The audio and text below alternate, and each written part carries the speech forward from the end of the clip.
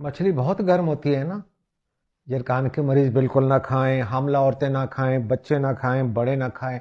ऐसे अजीबोगरीब वहम लोगों ने डाल रखे हैं कि हम लोग बतौर डॉक्टर उन्हें समझाते समझाते आजिज आ चुके हैं। हमारी कोई नहीं सुनता। लेकिन मैं आपकी खिदमत में अर्ज कर रहा हूँ कि ऐसा कुछ नहीं है। मछली गर्म नहीं होती भाइयों। ये अल्लाह की बहुत बड़ी नेमत है।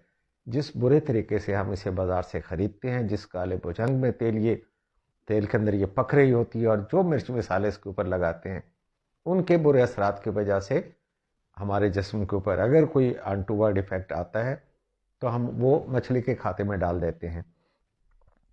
मछली एक मुकम्मल ग़िज़ा है। इसके अंदर A1 प्रोटीन है जो आपके मसल बिल्ड करती है, आपको दिमाग की डिप्रेशन से बचाती है। इसके अंदर ओमेगा 3 है जो आपकी आई हेल्थ के लिए, आपकी ब्रेन हेल्थ के लिए, कार्डियोवास्कुलर हेल्थ के लिए बेहतरीन है। इसके अंदर फैट सॉल्युबल विटामिन है। विटामिन A, D और E हैं जो कि एंटीऑक्सीडेंट भी हैं।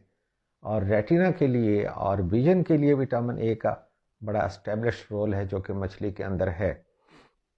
हाँ, एक दो चीज़ें इसके अंदर डेफिशिएंट है। इसके अंदर कार्बोहाइड्रेट नहीं होते, विटामिन के नहीं होता, विटामिन सी नहीं होता।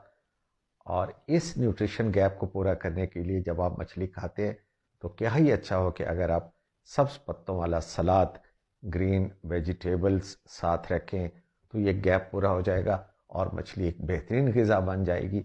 ज़रूर खाइए, कम से कम हफ्ते में एक बार।